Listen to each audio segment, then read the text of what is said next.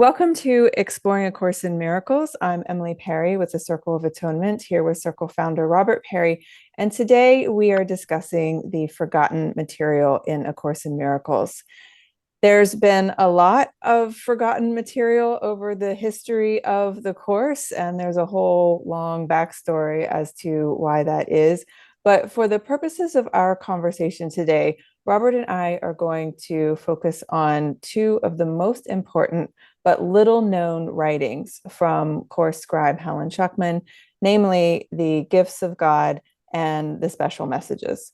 This podcast will be shorter than our typical episodes because it's designed to give you a preview of our upcoming 11-week series that Robert and I are hosting on the forgotten material in the course as part of our Course Companions programming.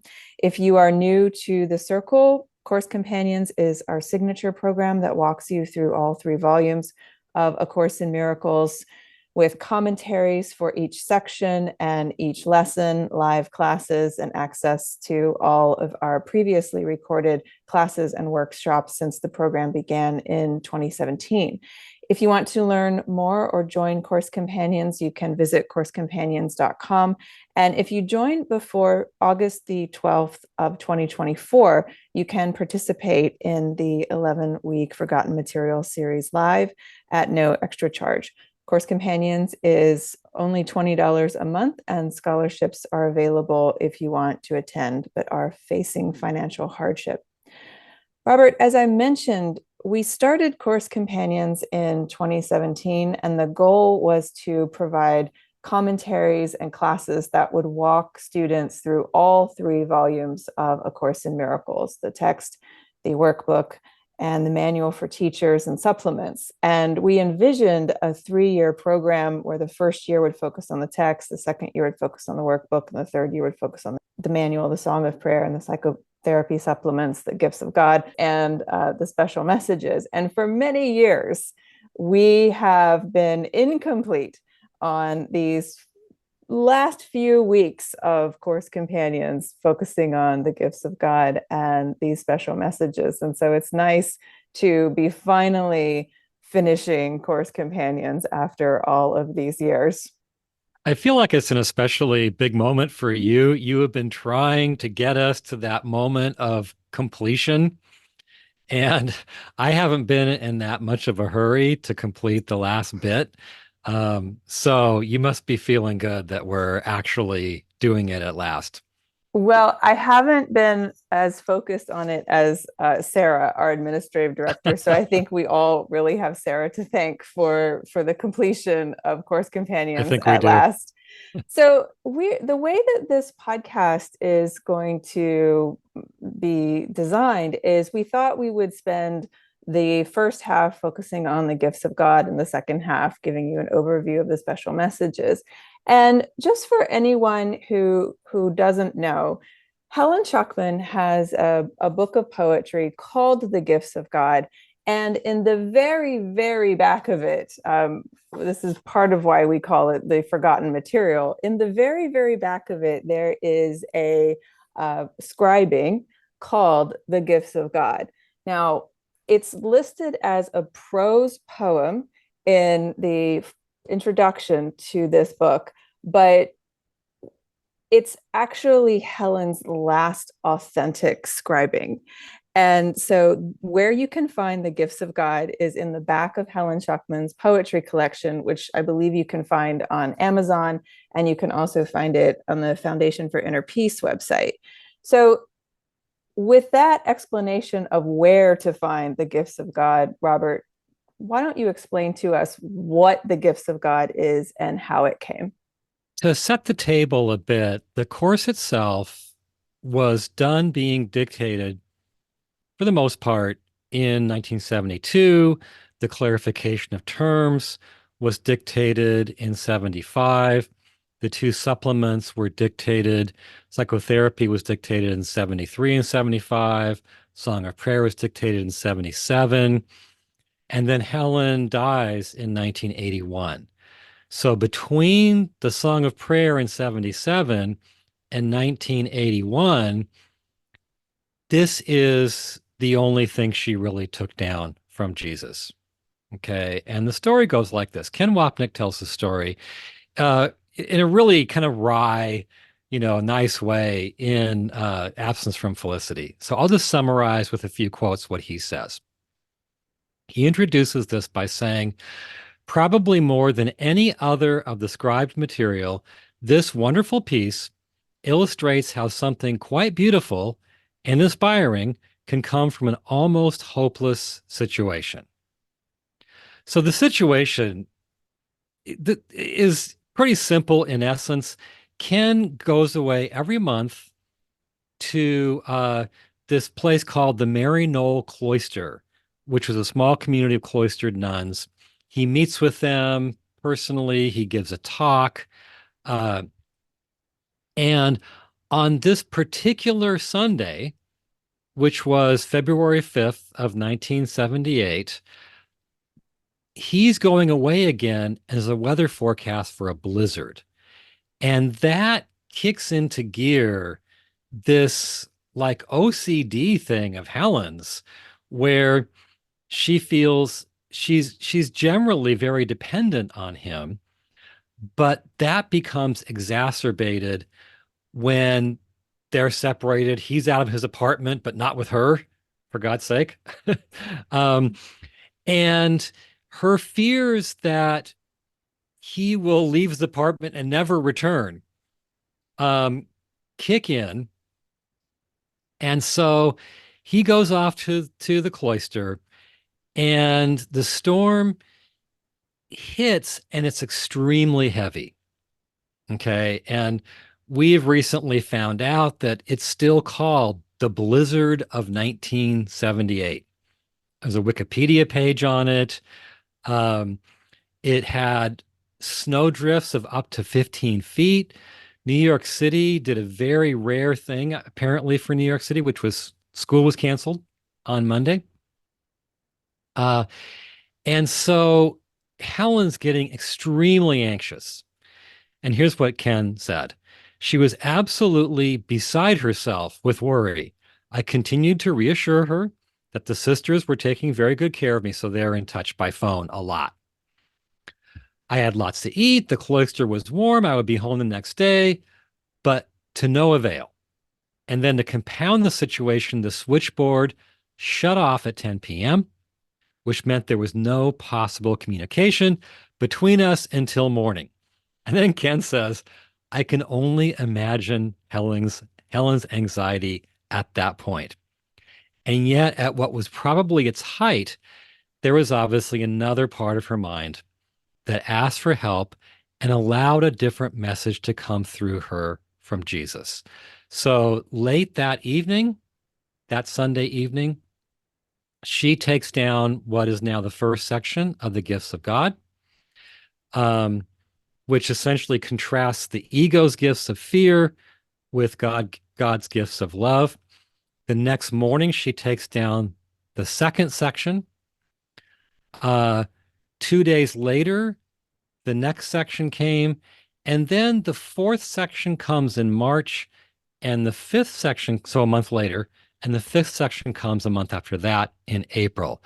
But as beautiful as these messages are, and they're in iambic pentameter, all 5 sections are in iambic pentameter, some really beautiful personal material from Jesus.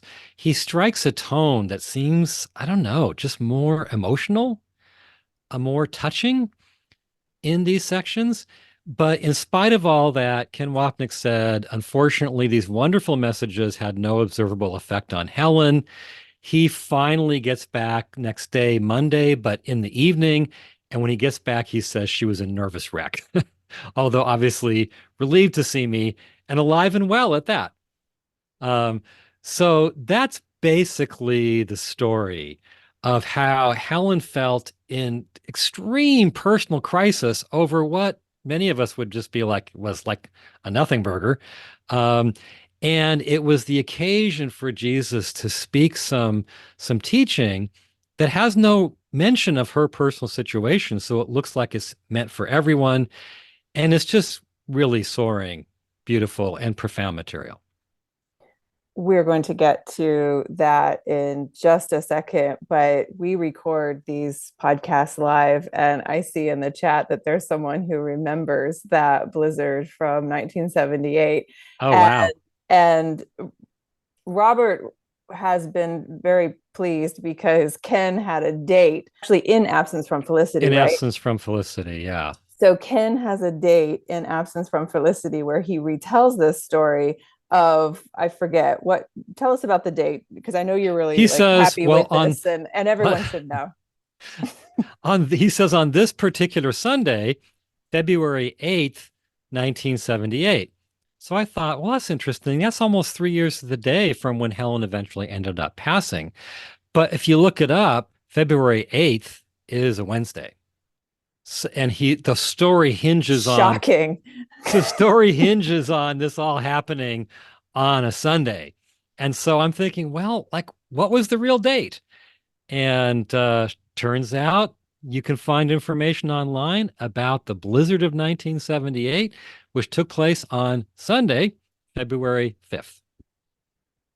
So, Okay. so it's probably not going to alter, our Trajectory interpretation of the of course in the the, world that yeah, it was. yeah. So, yeah. Okay. Um, anyway, that was just a funny little aside. Okay. So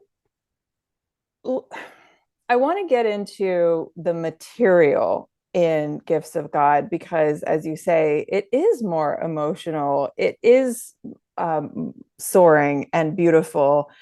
However, there is another interest, and without going too deep into all the backstories, there is an interesting reason why it's in the back of Helen's poetry collection and not where we think it should be, which is next to the other supplements, the psychotherapy supplement and the Song of Prayer supplements, as part of the canon of A Course in Miracles. So, do you want to speak to why it is kind of forgotten because it's Yeah. buried in the back of her poetry collection? Yes, I think, and to introduce it, we should say that Ken states as fact that it's the last authentic scribing Helen ever did. That's big. Which is different than how it's described in the collection as a prose poem. Yeah, so I'll tell that story. Basically, they were wondering, like it seemed like it was meant for the world. There's no specific reference to Helen's situation with the blizzard and all in the material itself. So after Helen passed, Ken Wapnick and Bill Thetford are like, well, what do we do with this? How do we publish it? It's too short to publish separately as a pamphlet. And back then, that's how the supplements, Psychotherapy and Song of Prayer, were published as separate pamphlets. And that was the case for years and years. And so they thought, well, we'll put it in the back of her poetry collection. And what happened in the details of all that, I think kind of guaranteed that it would be forgotten. I don't think a ton of people read Helen's poetry, but there was a couple key things that happened there. One was it's put in the back. Two is they named the poetry collection after this piece. So this piece is called The Gifts of God. They named the poetry collection The Gifts of God. So now it becomes closely identified with the whole collection. And then three, in the introduction, they introduce the sections of the different sections of poems. And they say the fourth section consists of a long blank verse poem in 5 sections, which is the gifts of God that we're talking about, which is printed here in prose form. It bears a marked similarity to the material in the course. And so by being in the collection, by titling the collection after this, by calling it outright a poem in the introduction, you just think, oh, Helen took down another poem. It's just much longer. And it's not printed in iambic pentameter. It's printed in prose form. So you're just thinking, oh, it's kind of a long poem. I'm tired of these poems. By the time I get to the back of the book, so I'm just going to not read it. Right. And And I hope that we're not too in the weeds here, but I do think this is very important backstory because Helen's poetry is described as the inspired author, right? So when it comes to the course canon, she's the scribe. And when it comes to her poetry, she's the inspired author. Now, for a long time, I've been saying I can't see any daylight at all between Helen's poetry and the teaching of A Course in Miracles. However, I accept the label of inspired author because there are some poems that do feel very personal and feel more like Helen, even though I would say 90% of the poems absolutely feel channeled to me.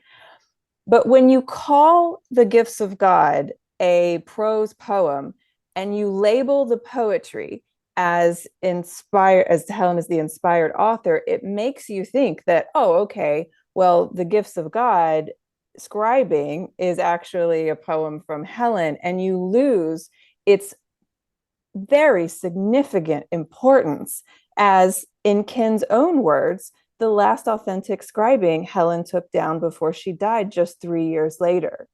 So what we're trying to do with this series and what we've done and other things at the circle, we're trying to take the gifts of God and elevate it to where we think it belongs, which is in the canon of course materials as a supplement that lives alongside the psychotherapy supplement and the Song of Prayer. And so with that in mind, if we can all just accept that the gifts of God is an authentic channeling from Helen in its own right, Or from now, Jesus. sorry, from Jesus in its own right, now it takes great importance. So now we're looking at it and we're saying, okay, well, what's here? And the gifts of God talks about how the world can't bring us anything but fear. It talks about this beautiful passage about how much God loves us. It has amazingly a message from God to us, which is unusual for the course, like as if God speaks and draws a breath and wants to share something with us. That appears in the gifts of God. And so there's a lot here. We can't go into it, obviously, in the time that we have. We'll go into it in our course, but let's just highlight a couple of passages from the gifts of God to give a taste of what's there. Much of it is about what it calls the gifts of the world. Um, and the idea is that whenever we are attached to some gift of the world, the real result of that is fear. And that's directly addressing Helen's attachment to Ken and his safety and all the fear she felt as a result. So in the opening section, there's a passage that says, dreams are dreams, and every one is equally untrue. This is the only lesson to be learned. Yet will fear linger until every one is recognized as nothingness. Just to carry on a little bit later, there is no person, thing, or circumstance that you can value as your own without the quote unquote gift of fear arising in your heart. There are also some really beautiful passages in which Jesus speaks in the first person. And they do, I feel, have a more kind of emotional, personal, touching quality. Here is one from one of the early sections, I think the first section. He says, "This is my offering, a quiet world, with gentle ordering and kindly thought, alive with hope and radiant in joy, without the smallest bitterness of fear upon its loveliness. Accept this now, for I have waited long to give this gift to you." And that's what he's offering in place of the world's gifts that are just causing Helen fear. And of course, you have that description of how God loves us that I never miss an opportunity to read. And I'll go ahead and share that now. And as I do, if you can listen to the words and really take in the idea that these aren't just words on a page, this is how God loves us. And if we can really let that in, then the words just have so much more meaning and impact. And so, in a section of Gifts of God called The Father's Love, it has this passage on how God loves us. It says, "Rest could be yours because of what God is.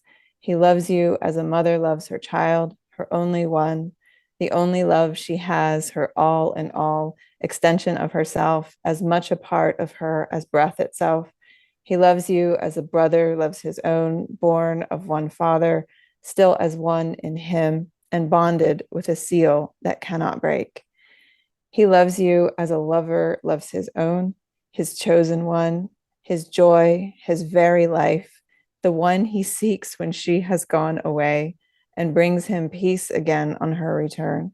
He loves you as a father loves his son, without whom would his self be incomplete, whose immortality completes his own.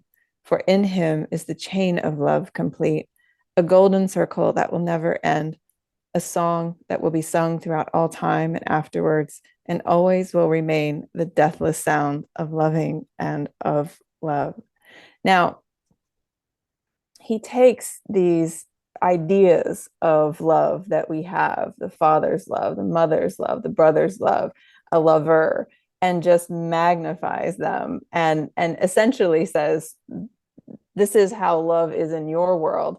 You understand this in its most extreme form, but even that will never touch the kind of love that God offers. And every time I look at that passage, every time I read it, I think, if we got that in a letter, we would just melt at the beauty of it.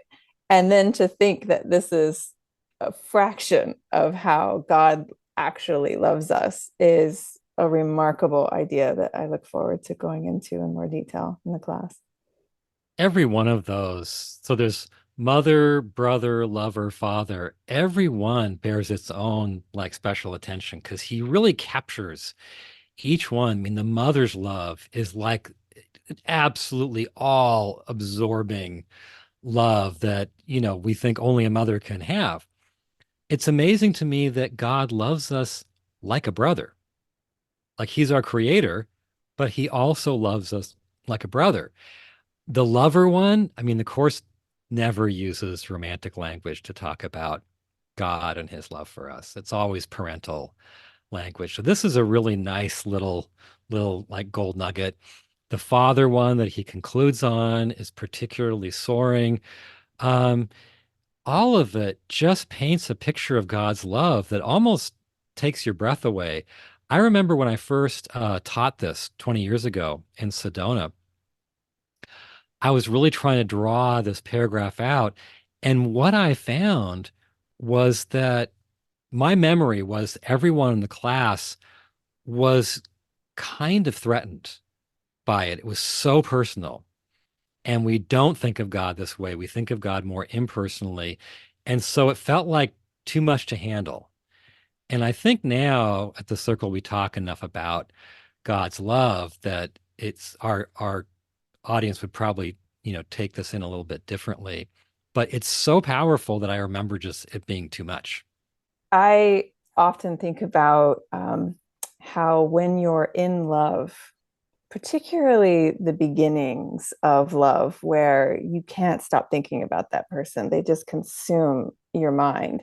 And that's a bit of how he describes thinking of us. And that's Yeah. remarkable.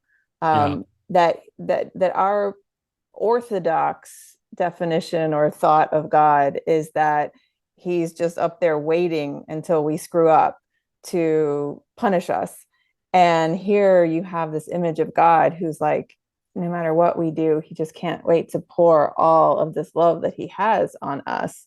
And it's two completely different pictures. And that is knee buckling writing. It is. about the way that he loves us. It Yeah. is. Yeah. Okay.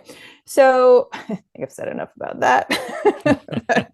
Clearly love that passage. But there's another idea in the gifts of God that is worth highlighting as well. And this one is called the secret place. And again, language that is not all that familiar to course students, but once you get it, you can't help but melt. In Gifts of God, there is this language around secret place, which is the place within us where God's gifts are laid. And so, say more about that idea. The notion is in the gifts of God, there is this idea of there's the gifts of the world, and that's called the second dream. And underneath that is the first dream, which is our original separation from God, the hidden root of everything. Okay. So we have to kind of get beneath the second dream to the first dream. But the first dream, which is already hidden, it it hides completely from our view what he calls the secret place. And the secret place is this hidden place buried deep, deep, deep in our mind where God is plain as day and where our oneness with him is plain as day. And all that is there is he is with us and we are with him. Uh, and so the concept is to open the secret place. And once we do, we hear him speak and we're face to face with him and we're in that place forever. What an idea that there is a secret place within all of us where God's gifts are laid. And the work of our spiritual practice is to unlock that and lay them bare. Yeah, it's a beautiful idea. We did a Sunday gathering on this, a couple, 3 years ago. But there's a couple of passages I'd love to read briefly. One says, what is your only goal, your only hope, your only need, the only thing you want, but to allow the secret place of peace to burst upon the world in all its joy, and let the voice within it speak of him whose love shines out and in between. And it just keeps going. And then the whole gifts of God ends on this beautiful 2 paragraphs where the voice within the secret place, God's voice, speaks to us. And that's what you were talking about earlier. Right. So, on one hand, you can almost see why this would be put in the poetry collection because it's such a beautiful language. Yeah. There is so much beautiful language within the course itself. But I do agree with you that there's something about the language in the Gifts of God supplement that just takes even the most soaring language from the course to another level. Um, it's just beautiful. The last thing that we want to highlight from the gifts of God is at the very end of the section on the Father's love, is that part where I mentioned before, where God actually speaks to us. Now, if you accept that the course is channeled material, then of course it all comes from God. But this is unique in that it's a message from God to us that's in the first person, as in he's saying, I am saying this to you. Now, Robert, we've already got a little in the weeds with this discussion. So I'd love for you to share two things. One is a reading of whatever it is that you want to read about that message from God. And the second is I'd love for you to share the insertion that was added to this We are part. seriously in the weeds, aren't we? It's too good. I know we didn't plan on talking about that, but it's too good. So Yeah. share the passage, but also share that insertion, because the reason why I want to talk about it is because I imagine there's going to be a lot of people picking up copies of the Gifts of God and reading it. And I want them to be aware of that insertion in the last part of it. So can you share that? Okay. Okay. So there are several paragraphs that talk about in the final section of the gifts of God that talk about the secret place.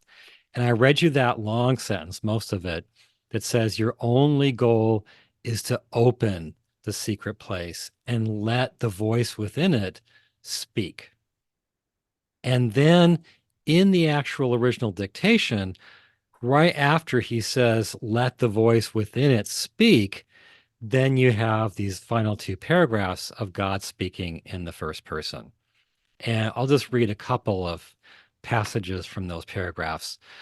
Uh, one says, do not forget, my child.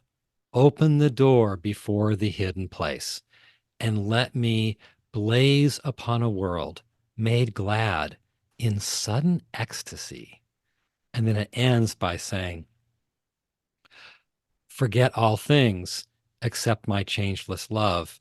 Forget all things except that I am here. And that's the end, the last thing that Helen took down from Jesus. And it's so beautiful. Unfortunately, I feel like it got a bit uh, muddled because there was a stray special message from Helen that she took down a little bit before the gifts of God that really fits with the other special messages that we're going to talk about shortly. And Ken Wapnick and Bill Thetford were talking after Helen had died, and Bill said, find a place for that special message. And Ken dropped it right in the middle of this concluding section so that you don't get, it comes right after saying your only goal is to open the secret place and let the voice within it speak. And then this special message for Helen about her role is dropped in there, and you don't realize that when the voice actually starts speaking, that it's the voice within the secret place. The the way that you've described that, I've always enjoyed, where you're like, it's like God is drawing a breath to speak, and then another special message just gets inserted in his mouth. And so it's all still there, but you might not recognize what it actually is because of that insertion. It took me years to understand that those last two paragraphs were the voice within the secret place speaking after it had been opened. And the message for Helen we're going to cover in one of our weeks. It is beautiful. And it's important. It just changes the subject right as the gifts of God is building to this beautiful climax. Suddenly, it's like a commercial comes in. Um, but anyway, we look forward to highlighting the gifts of God. I'm glad they're available publicly. I just think that people don't know about this piece because of those issues of placement that we talked about. I would love to see it with the two supplements. I know it's a little different in that they are each on a topic like psychotherapy or, prayer, forgiveness, and healing. They're kind of thematic, and this is more this message of comfort for Helen. Still, though, I think it belongs personally next to the psychotherapy and Song of Prayer supplements. And, maybe someday. It does have a theme. The theme is the gifts of God, the gifts that God has given us that we can find in our secret place. And I adore this section. I really don't know why it's been so long since we've taught it, and we're so looking forward to getting into it. Okay, so moving Okay. on to the special messages. Okay. Now, the special messages are pretty easy to find. They are messages that Helen took down, fragments. I'm sure you'll explain this in more detail in a minute, Robert, but they're fragments of messages of scribing that Helen got in the scribing of the course and after the course was published. Some of them are longer than others. Some of them really are just a sentence or two here. Much of them were put into the CE, the complete and annotated edition of the course. And so we've tried to find places for them because they're authentically scribed. But the way that you access them is honestly, you just go online and you search for Helen Schucman special messages and it pops up, and there's a series of places that have published them. It's about an 83 plus page PDF, and it's not organized in any particular way. But those are the special messages from Helen. So I'm sure you want to say more about how they came and what they are. Well, they, as you say, they are all messages from Jesus through Helen, and it's a jumble. So the first big chunk of them is a whole kind of pile of just straight course dictation, like a lot of it from chapter 2 of the text, as well as various personal messages from Jesus. And that course dictation and those personal messages, some of that's in the FIP course. Others of that we have incorporated into the CE, or we've devoted a cameo essay to at the back of the CE. So anything that was delivered during the course dictation process, we found a way to work into the CE. Okay. Was that's interesting. Was that your cutoff? So anything that was dictated before 1972 that but's included in the special messages that felt like it should be in the course, you included in the course, and anything We after 72 you didn't? we really cut it off at 75 because clarification of terms was being dictated in the fall of 75. Um, we Yeah, I think we pretty well cut it off there, but the special messages that get, except for the one on the resurrection, that get dictated afterwards, we just kind of said, okay, well that's just part of our special messages, and we didn't do anything with those. Because they were sort of after the course process was over. And what we had done was if we did a cameo, um, it was somehow tied to the course material. It was linked to something in the course. Um, so it was, a semi-arbitrary decision. Maybe we should do something with those at some point. We were doing these classes. But basically, after the course is done, there's a whole series of special messages that are really personal to Helen and Bill and to the early course gang. And the messages seem designed, often, usually are clearly designed to help them carry out their functions relative to the course's growth in the world.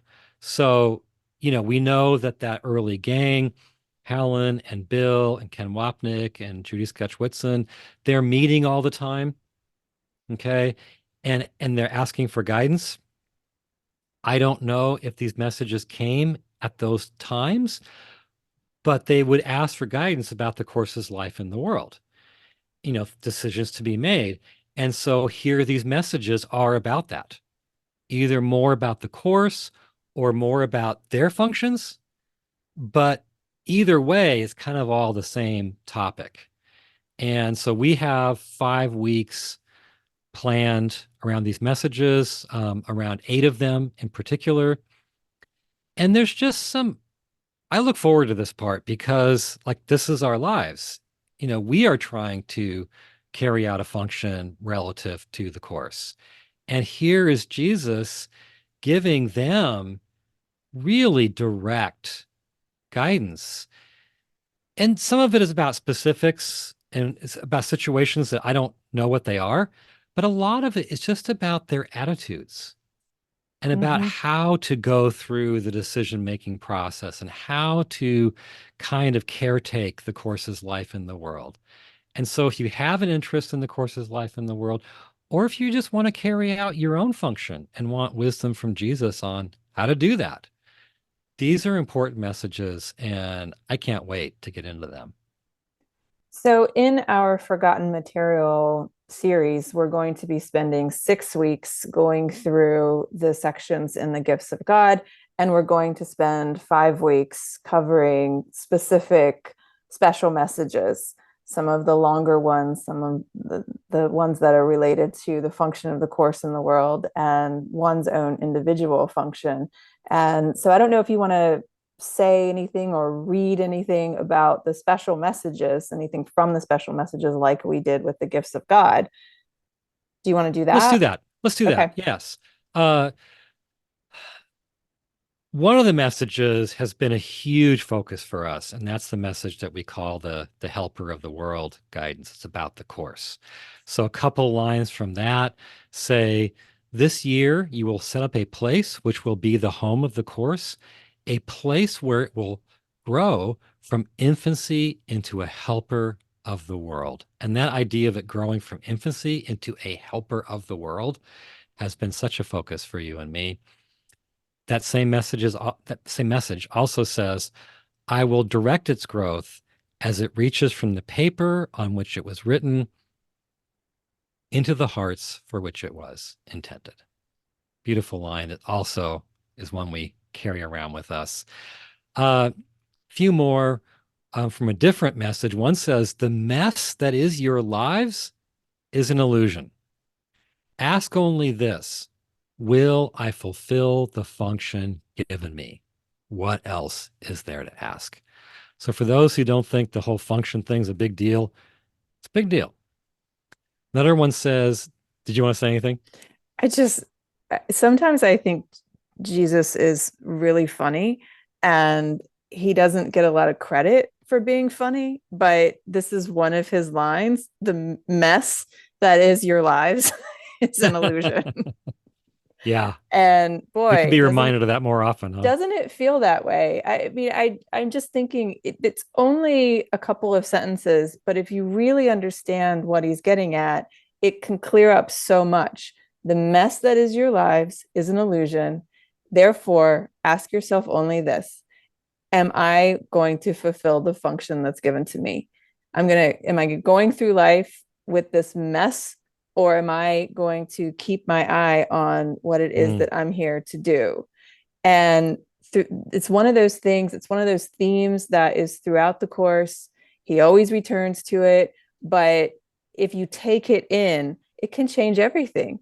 It's like that first line. I know now I'm just getting on my, I love these so much. It's like that first line from How Your Father Loves You. Rest could be yours because of what God is. Like you can rest because of who He is. mhm. And if again, every single one of these lines, you can just read them and be like, that's okay. Or you can really take them in and internalize what they mean. And when you do that, you will have a different life that doesn't look so messy. Yeah. One of them, one of the shorter ones says, do you remember what Joyce said? I don't even know who Joyce was. What Joyce said about the powers of darkness being massed against the truth. This is something that religious people often say, like we're trying to get the truth out into the world, but the powers of darkness are massed against us. So here's what comes next. This is what she meant, but did not recognize. There is no external darkness, but there is indeed an internal darkness that can be projected outward. And it seems to mass to attack a real step forward and prevent it from being taken. So that phenomenon where you feel like you're trying to get the truth out in the world and take a step forward with the work, but it's like the forces of darkness are being massed against you. He's not saying that's false. He's saying he's giving a different explanation for it. The darkness is in you and you're projecting it outward where it seems to then block the forward movement. And there again, you see the straight lines that he's drawing to other aspects of his teaching when he says external conditions are produced by the thoughts of many, not all of whom are pure of heart as yet. Same idea. It's Yeah. not out Yeah. there, it's your dark thoughts being projected and causing what you see out there. And so it's kind of amazing to me, all of it. I think I'm just in a mood today where it all just seems so profound and so deep and so truly brilliant and wonderful and just so intelligent. And it's one of those, these scribings are important for us as course students to know and understand. So I'm so glad that we're doing this course. But also, when you understand the backstory, when you hear the backstory, it almost gives them more credibility. Helen's mind is a interesting thing in its own right, because if she's so panicked that Ken is going to get out of her sight for a night And then die. and then die in a snowstorm, it tells you like the state of her anxiety, the level of her fear, and that all of this beautiful material can come through even in that state. Number one, for me, it just gives it more credibility as being legitimate, because Helen, as herself, could not have produced this. And two, it just I'm really feeling the need for for all of us as a community to go deep into this, to understand these messages, because they are significant to our path. It does. It isn't a striking thing how her mind can be absolutely frantic with fear. And while she's in that state, she can contact this voice that is beautiful and soaring and poetic and comforting. And those two tracks can go along in parallel. So the voice keeps coming and her fear does not abate. Isn't that interesting? Yeah, truly. And it also, I get in trouble when I say these things, because every time I'm like, oh, I wish we would have had more from Helen, because you just see what can come through her. I always get in trouble because people are like, look what we already have. And it's true. We can be grateful for all that we do have. And gosh, We can be. At the same time, one of the real ironies of the gifts of God is that message that what came before the gifts of God, like a month or two before, that we talked about being inserted into the final section. That section is about Helen's role, and it says you are still needed to give his messages. And she was done. So from his standpoint, she was still needed. mm, Doesn't mean we incredible. can't be thankful for what we have. Doesn't mean that it all worked out perfectly. And I guess just to end on a high note, I love that the very last thing that we received from Helen, from Jesus, from God, is forget all things except that I am here. It's so Mm, beautiful. that is beautiful. Love that line. Okay, Robert, well, thank you so much for all of this. Truly appreciate it. And if you're watching or listening and you want to join us for the upcoming Forgotten Material series, we start on August the 12th of 2024. You are welcome to participate if you are in Course Companions. There is no additional charge. This is just part of our regular Course Companions programming. If you are not in Course Companions, you are invited to join us at coursecompanions.com. If you are listening to this years ahead, that's no problem too. The recordings will be in Course Companions for you anytime that you want to watch them on demand. On behalf of Robert and I and everyone at the Circle, thank you so much for watching or listening, and we'll see you next time. Bye for now.